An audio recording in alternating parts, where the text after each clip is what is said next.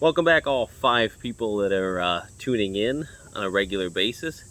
I appreciate you, and I love all 5 of you. I don't care if you're the only 5 subscribers that I ever have. That's cool. Anyways, we're going to be going over, I think last time we went over the dive compass. However, today we're going to be going over the dive watch.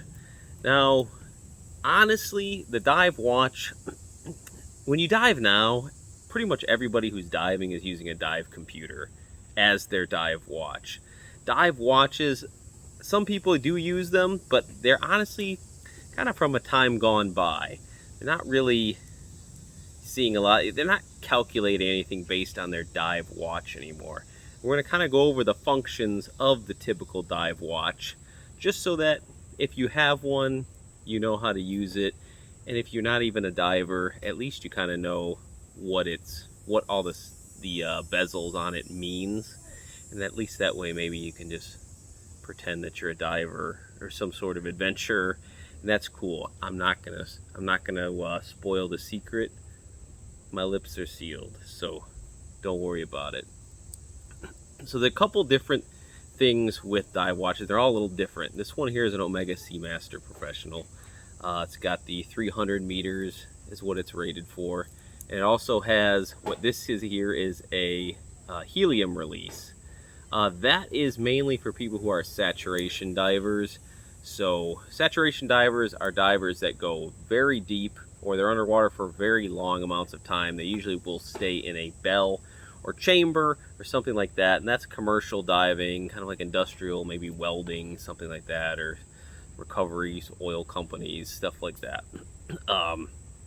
But that's mainly, that helium release will basically prevent the crystal from cracking and stuff like that, messing with the internals of the watch, but not a super big concern for just the recreational diver. So what is of use when you're a recreational diver is the fact of the inside of most dive watches. Rolex, I think, has a clip in there that allows for an extension. Well, that's exactly what this is. As you press inside here, it allows you to bring back out and retract back in the bracelet. Always searching for the right words. So that means you're obviously, if you're diving, you're going to be wearing a wetsuit. And obviously that wetsuit and gloves potentially is going to make your wrist thicker. So instead of having to resize your dive watch, you would press this, you would pull it out, and then that way it will fit comfortably over your wetsuit instead of having to take pins out and readjust it. So that's what that part is for. It's an adjustable clasp basically, and Rolex has them, obviously Omega has them, and most other dive watches will have that adjustable clasp on it. Now let's talk about the bezel, which is the important part of the dive watch. So when you are diving, obviously you have only a certain amount of time. As I'm poking the screen, that just means I'm adjusting the focus here. You only have a certain amount of time that you can be underwater, right? You have a descent time, then you have a diving time where you're doing the physical diving, but you also have to remember there's an ascent time as well. You have to go back up, and you have to account for that because you can get decompression sickness if in fact you're not ascending at the proper rate. And because of that, you have to make what is called a safety stop. And what that does is that allows the excess nitrogen in your body to bleed off. And that's what a safety stop is. So you have to configure your ascent time, including safety stop.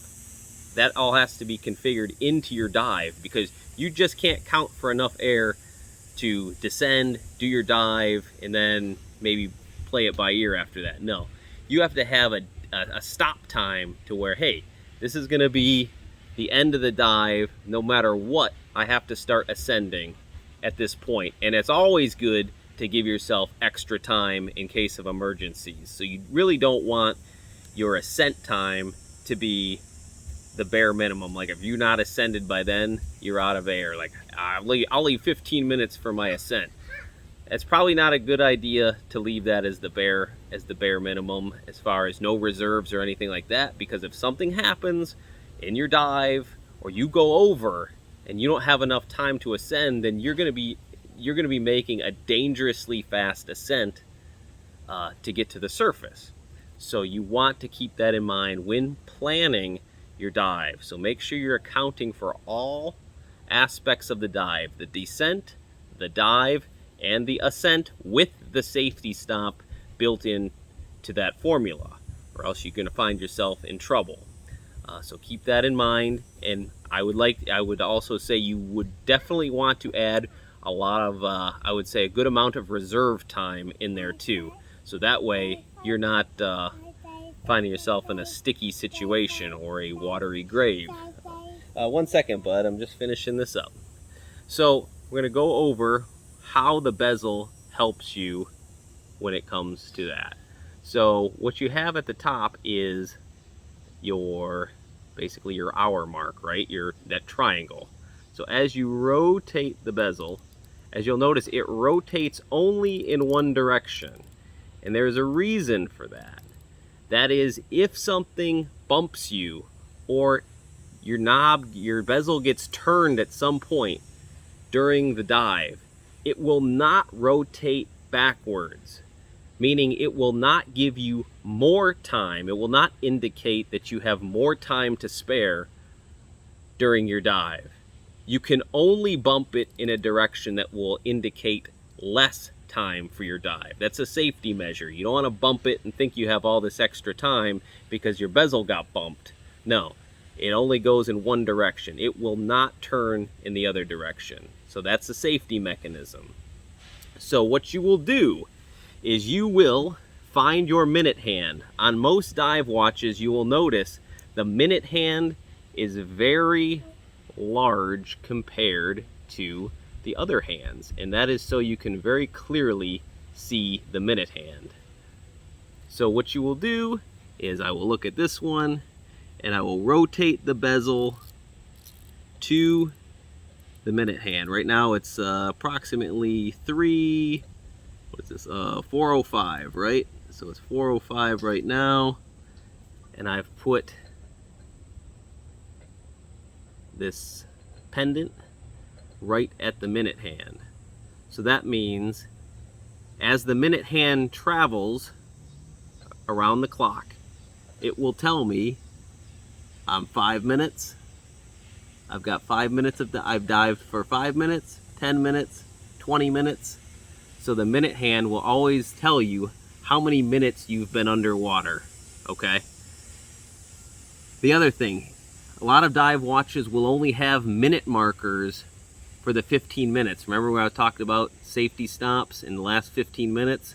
That will help you determine how many minutes you're into your safety stop, because each minute marker, most dive watches will only go up to the 15-minute mark.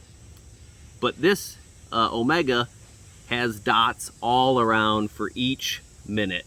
So it's helpful. I do like how Rolex has it, where it's very much clear that this 15 minutes and then it breaks them down. That's kind of cool. I do like that, but I also get the fact that you'd want to maybe read each minute. So this will break down again. As I've been talking, as you can see, we would have been underwater approximately a minute and a half at this point, according to the marker that we have marked. Again, it will not go forward, right? It will only rotate to give you less time underwater. See, if I accidentally bump it, oh, I bumped it. It's showing I've been underwater for 10 minutes. It's not going to show that I've been underwater for less than. If you get my drift, that is basically Dive Watches Explained. Those are the features on this Omega Seamaster.